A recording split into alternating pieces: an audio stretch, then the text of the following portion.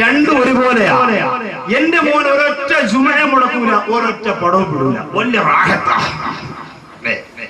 ഇതാ ഇങ്ങനെ ചില മക്കളുണ്ട്. ഇപ്പോഴത്തെ ഈ ന്യൂ ജനറേഷൻ അങ്ങനെയാ. നിസ്കാരം ചെയ്യാൻ മറ്റേ പരിപാടി. ഇത് രണ്ടും ഒരുമിച്ച് മിക്സ് ചെയ്ത് കൊണ്ടുപോകുന്നവരാ. വലിയ പാടാ. രക്ഷപ്പെടുന്ന കാര്യം വലിയ പാടാ. അള്ളാഹു വലിയ പറഞ്ഞു. നമ്മളൊരു കാര്യം തീരുമാനിക്കണം. നമ്മളെപ്പോ നന്മയിലേക്ക് നമ്മൾ വിചാരിച്ചുകൊണ്ട് രക്ഷപ്പെടണമെന്ന് തീരുമാനിച്ചിറങ്ങിയാൽ നമുക്ക് സാധിക്കാത്തത് അല്ലാഹു സുബ്ഹാനഹു വ തആല നമുക്ക് തന്ന മനസ്സിലേക്ക് നാം ഇതുപോലെ വൃത്തികേടുകൾ നിറച്ചു വെച്ചതുകൊണ്ടാണ്.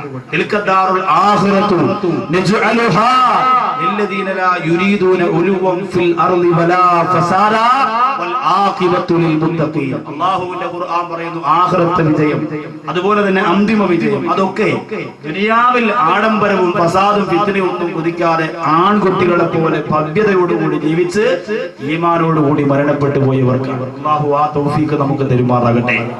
അങ്ങനെയൊക്കെ നിങ്ങൾ തീരുമാനിച്ചു വരുമ്പോൾ അല്ലാഹുവിന്റെ ഖുർആൻ പറയുന്നുണ്ട്, ചില അവയവങ്ങൾ ദുരുപയോഗം ചെയ്യുന്ന സമുദായം അവർക്ക് നരകം ഉറപ്പാണ് എന്ന് അല്ലാഹുവിന്റെ ഖുർആൻ പറയുന്നു. ചില അവയവങ്ങളെ ദുരുപയോഗം ചെയ്യുന്നവർ. ചെറുപ്പക്കാർ ഒരുപാട് ശ്രദ്ധിക്കേണ്ടതാണ്. സുന്ദരികളാണ് പെൺകുട്ടികൾ നിലക്കണ്ണാടിയുടെ മുമ്പ് പോയി നിന്നിട്ട് ആ കണ്ണാടിയുടെ മുമ്പ് പോയി നിന്നിട്ട് അവര് പറയൂല്ലേ, ചുണ്ട് ചുമപ്പിച്ചിട്ട് അതേ കവിള് തുടിപ്പിച്ചിട്ട് മതി വരുന്നില്ല. ഇന്ന് സഹോദരിമാര് പുറത്തിറങ്ങുമ്പോൾ ഇടുന്ന പൗഡർ എന്താ? വെള്ള പൗഡർ അല്ല, പിന്നെയോ റോസ് പൗഡർ. അതൊക്കെ വീട്ടിൽ കാണും. മയക്കുമരുന്ന് പറഞ്ഞ ഒരു ഭർത്താവിനെ ഇവിടെ പിടിച്ചു എയർപോർട്ടിൽ. ഭാര്യയ്ക്ക് കൊണ്ട് വന്നത് റോസ് പൗഡർ. താത്ത ഇവിടെ നിന്ന് എഴുതി വിടും, മച്ച അവിടെ നിന്ന് കൊണ്ടുവരും. നിക്കറിനും തസ്ബീനൊന്നും കുറവില്ല. കവിള് ചുമചുമാന്നിരിക്കും ഈ പൗഡർ ഇട്ടാൽ. ചില സഹോദരിമാര് പറയും, ഞങ്ങൾ അറിഞ്ഞില്ലായിരുന്നല്ലോ, നാളെ തന്നെ വാങ്ങിക്കണം. താനെ കൊണ്ട് അങ്ങനെ ഉപയോഗം. റോസ് പൗഡർ അത് മുഖത്തിട്ടാൽ കവിളിങ്ങനെ തുടുത്തു ചുമന്നിരിക്കും. അതിട്ടുകൊണ്ട് കല്യാണത്തിന് പോയി കാറ്ററിംഗ് സർവീസുകാരൊക്കെ ഇഷ്ടം പോലെ ചിക്കന്റെ പീസ് ഇട്ട് തരും. കഴിക്കുന്ന സുഖമായിരിക്കല്ലേ, ഇഷ്ടം പോലെ കിട്ടും. വീഡിയോക്കാര് മുമ്പേ നിന്ന് മാറൂല, എപ്പോഴും കൂടെ ഉണ്ടാവും. കാരണം ചുമന്ന പൗഡറാണ് ഇപ്പൊ സഹോദരിമാർ ഉപയോഗിക്കുന്നത്. വെള്ള പൗഡർ മാറ്റി പല മോഡലുണ്ട്. അതിലൊന്നും കടക്കുന്നില്ല, അതിലൊന്നും സമയമില്ല. ചില അവയവങ്ങൾ ദുരുപയോഗപ്പെടുത്തുന്നവർ. അല്ലാഹു നമുക്ക് തന്നതിൽ വെച്ച് ഏറ്റവും വിലപിടിപ്പുള്ള അവയവമേതാ? അല്ലാഹുവിന്റെ റസൂൽ തന്നെ പറഞ്ഞില്ലേ, അത് ഹൃദയമാണ്, ഹൃദയമാണ്, ഹൃദയമാണ്. 350 ഗ്രാമാണ് ഹൃദയത്തിന്റെ ഭാരം. നമ്മുടെ ഹൃദയം അങ്ങോട്ട് ഈ നെഞ്ചങ്ങോട്ട് വെട്ടിക്കീറിയിട്ട് ഹൃദയമെടുത്ത് പുറത്ത് വെച്ചിട്ട് തൂക്കി നോക്കിയാൽ 350 360 ഗ്രാം മാത്രമാണ് ഭാരം വരുന്നത്. 60 സെക്കൻഡ് കൊണ്ട് 72 പ്രാവശ്യം ഇടിച്ചുകൊണ്ടിരിക്കുന്ന നമ്മുടെ ഹൃദയമുണ്ടല്ലോ, ആ ഹൃദയം ഒരു 2-3 സെക്കൻഡ് ഒന്ന് നിന്ന് പോയാൽ അതിന്റെ പേരാണ് ഹാർട്ട് അറ്റാക്ക് എന്ന് പറയുന്നത്. അതിന്റെ പേരാണ് ഹാർട്ട് അറ്റാക്ക് എന്ന് പറയുന്നത്. അല്ലാഹു നമ്മെ പെട്ടെന്നുള്ള മരണങ്ങളെ തൊട്ട് കാത്തുരക്ഷിക്കട്ടെ. സൈലന്റ് അറ്റാക്കുകളെ തൊട്ട് അല്ലാഹു നമ്മെ കാത്തുരക്ഷിക്കട്ടെ. 27-ാം രാവിൽ വെള്ളക്കടവ് പള്ളിയിൽ എഴുത്തിക്കാതിരുന്ന ചെറുപ്പക്കാരൻ മുഹമ്മദ് യൂസുഫ് 27-ന് പകലിൽ വൈകുന്നേരത്തോടുകൂടി വെള്ളക്കടവ് പള്ളിയുടെ ഖബർസ്ഥാനിൽ കൊണ്ടുവന്ന് അടക്കം ചെയ്തു. 2 മക്കൾ യതീമീങ്ങളാണ്. വെള്ളക്കടവിന്റെ പരിസരത്ത് ഒരുപാട് പാവപ്പെട്ടവരുണ്ട്, കോളനികളുണ്ട്, ഒരുപാട് ചെറിയ ചെറിയ വീടുകളുണ്ട്.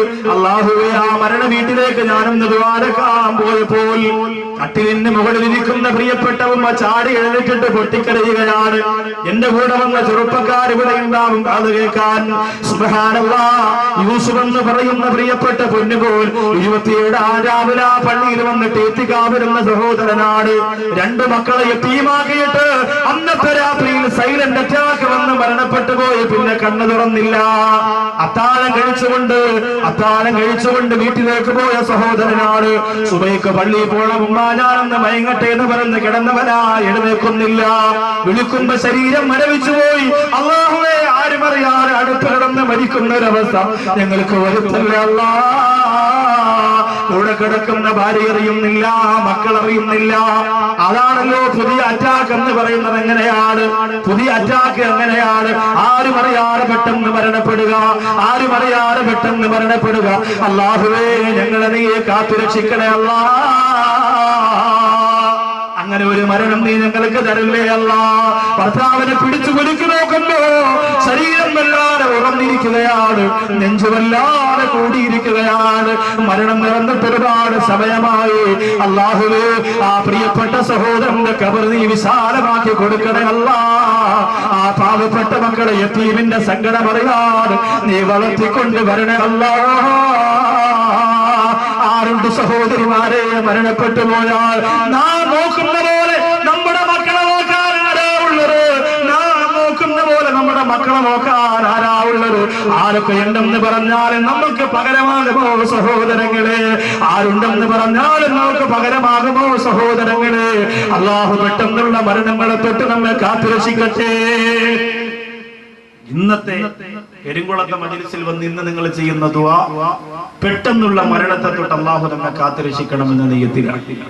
മാമരുഭൂമിയും ഭരതകാടും തീർത്തവനേ എൻ തമ്പുരാൻ, മണ്ണും മലരും മണവും മധു തീർത്തവന് യാദൽ ജലാല്. മാമരുഭൂമിയും ഭരതകാടും തീർത്തവനേ എൻ തമ്പുരാൻ, മലരും മലരിൽ മണവും മധു തീർത്തവന് യാദൽ ജലാല്. അല്ലാഹുവിന്റെ റസൂൽ പറയുന്നു, ആയിഷ إن في خلق السماوات والأرض واختلاف الليل والنهار لآيات لأولي الألباب. രാപ്പകലുകൾ വ്യത്യാസമാകുന്നതിൽ അല്ലാഹുവിന്റെ അത്ഭുതങ്ങൾ ഒരുപാടുണ്ട്. ബുദ്ധിയുള്ളവരെ നിങ്ങൾക്ക് അത്ഭുതമുണ്ട് എന്ന് അല്ലാഹുവിന്റെ റസൂൽ പറയുമ്പോ ഏറ്റവും കൂടുതൽ അല്ലാഹുവിന്റെ റസൂൽ ചിന്തിച്ചിരുന്നത് ആകാശത്തെ കുറിച്ചാ. എന്തുകൊണ്ടാ അങ്ങനെ ചിന്ത വന്നറിയോ? ഹത്താലി ജിബ്രീലു ജിബ്രീലും വഖഫ് شته رعبا فودع وغتب دعني تقدم يا حبيبي لا تخف أبشر تناجي ربك الخيوم صلوا عليه وسلموا تسليما. അല്ലാഹുവിന്റെ റസൂലിനെ കൊണ്ടുപോയില്ലേ മുഖറബുൽ അംലാഖ് മലക്ക് ജിബ്രീൽ അലൈഹിസ്സലാം കൊണ്ടുപോയപ്പോ എന്റെ പ്രിയമുള്ളവരെ ആകാശലോകത്തിന്റെ അത്യത്ഭുതങ്ങൾ അല്ലാഹുവിന്റെ റസൂൽ കണ്ടുപോയി. പിന്നെ ഇവിടെ വന്നു പോയാൽ എപ്പോഴും ആകാശത്തിലേക്ക് ഒരു നോട്ടമാണ്. എന്തോ അത്ഭുതമാ, എന്തോ അത്ഭുതമാ സഹോദരങ്ങളെ.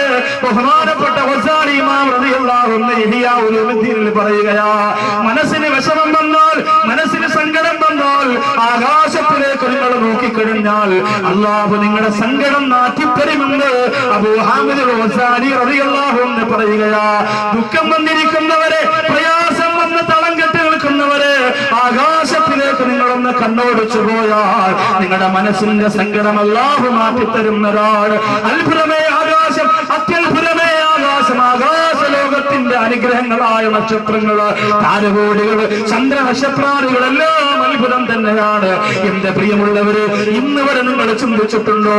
എന്റെ ചെറുപ്പക്കാരെ എന്താ ചിന്തിക്കുന്നത്? ഫേസ്ബുക്ക് ഓണാക്കി പോയാൽ, നെറ്റിലേക്ക് പ്രവേശിച്ചു പോയാൽ സുന്ദരികളായ പെൺകുട്ടികളുടെ ശരീര സൗന്ദര്യത്തെ കുറിച്ച് ചിന്തിച്ചുകൊണ്ട് സമയം കളയുന്ന ചെറുപ്പക്കാരാ. എന്റെ തലച്ചോറിന്റെ ഉറക്കം കെടുത്തുന്നത് എത്രയോ തരുണീമണികളാണ്. ഫേസ്ബുക്ക് അങ്ങോട്ട് ഓണാക്കിയാൽ നല്ല ഓറഞ്ചിന്റെ നിറത്തിലുള്ള പെണ്ണിന്റെ ഫോട്ടോ, ഫാത്തിമ, സന, ആയിഷ, ഹൊന, അങ്ങനെയൊക്കെയാണ് പുതിയ പേര്. ഈ പേരൊക്കെ ഇട്ടിട്ട് ഇങ്ങനെ അടിച്ച് രണ്ട് കുത്തങ്ങിടും. ഇത് ഏതെങ്കിലും ചിലപ്പോ ഊതറ പെണ്ണുങ്ങളായിരിക്കും. പക്ഷെ ഫോട്ടോ കിട്ടാനാണ് ആർക്ക് പാട്. ഈ ഫോട്ടോ അങ്ങോട്ട് വെക്കുമ്പോ ചെറുപ്പക്കാർ ഇങ്ങനെ ഫേസ്ബുക്ക് നോക്കിക്കൊണ്ടിരിക്കുമ്പോ ഫ്രണ്ട് റിക്വസ്റ്റ് ഫാത്തിമ സന. അപ്പൊ കൂട്ടുകാരനെ വിളിക്കും, എടാ നിന്റെ മൊബൈലിൽ വന്നോ മറ്റേ സാധനം, എന്റെ ഒന്നുകൂടിയാവും, ഒന്നും പറയണ്ടടാ. അല്ലാഹുവേ, ഇതൊക്കെ ഉണ്ടോ? ലോകത്ത് ഇങ്ങനെ പെണ്ണുണ്ടോ? വിളിയാ ഓരോ ദിവസവും കാണുന്ന പെൺകുട്ടികൾ ബാക്കിയുള്ള പെണ്ണുങ്ങളെക്കാളും സൗന്ദര്യമുള്ളതായിട്ട് നിനക്ക് തോന്നിപ്പിക്കും എന്നതാണ് ഇബ്ലീസിന്റെ ഒന്നാമത്തെ ആയുധം. നിന്റെ ഭാര്യയെക്കാളും സൗന്ദര്യം ബാക്കി എല്ലാവരുടെ ഭാര്യയ്ക്കുണ്ടാവും, ഇല്ലേ? അത് ഉറപ്പാസായ. നിങ്ങൾ പെണ്ണാണാൻ പോയപ്പോ തിമിരുമായിരുന്നു, നോക്കണമായിരുന്നു എന്ന് പറഞ്ഞു.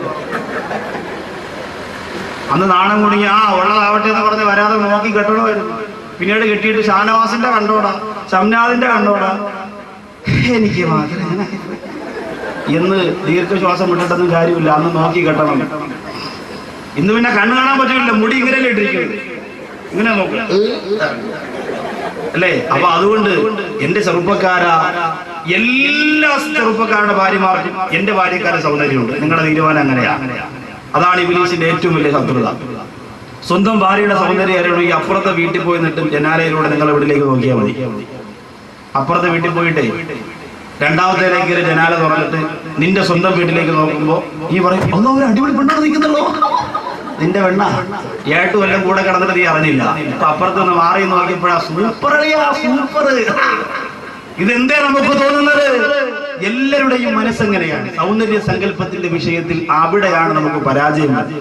അള്ളാഹു നമുക്ക് തന്നു, അൽഹംദുലില്ലാഹ്. ഇത് തന്നെയാണ് ഭൂലോക സുന്ദരി. ഇത്തിരി മൂക്കി ചപ്പിയാലും ഇത്തിരി കണ്ണ് ഞണങ്ങിയാലും ഇതിനപ്പുറം സൗന്ദര്യം ഇല്ലാന്ന് സ്വയം തീരുമാനിച്ച് ജീവിച്ചില്ലെങ്കിൽ ജീവിക്കാൻ പറ്റില്ല. വലിയ പാടാ. എത്ര കിട്ടിയാലും 4 വരെ പോകാൻ പറ്റും, അതിനപ്പുറത്തേക്ക് പോകാനും പറ്റില്ല. അല്ലേ? നിങ്ങൾ ആലോചിച്ച് നോക്കി. ഞാനിത് പറയുന്നത് ഏത് രീതിയിൽ ചിന്തിച്ചാലും സൗന്ദര്യത്തിന്റെ വിഷയത്തിൽ നമുക്ക് ഇത്തിരി ആർത്തി കൂടുതലാണ്. അതുകൊണ്ടാണ് നമ്മുടെ മനസ്സിലുള്ള ചിന്ത എപ്പോഴും ഇങ്ങനെയാണ്. എപ്പോഴും ഇങ്ങനെ ഫേസ്ബുക്ക് നോക്കി വെച്ചിട്ട് അല്ലേ, അവളെ ഇങ്ങനെ വന്നു ഇങ്ങനെ വന്നു, എവിടെയാണ് താമസിക്കുന്നത്, പെരുങ്കുളത്താണോ കുത്ത് ചോദ്യം. അപ്പൊ മറുപടി അതേ തിരിച്ച് അതേ എന്ന് പറഞ്ഞാൽ ഇങ്ങനെ അടിയിൽ അങ്ങനെ ഒരു വര അടി കയറി. പെരുങ്കുളത്ത് എവിടെ? ഇബ്രാഹിംകട കടയുടെ താഴെ. അവിടെയാണ് എന്റെ ഹൗസ്. 3ാം ക്ലാസ് 4 കൊല്ലം തോറ്റനെ ഔറ്റ്.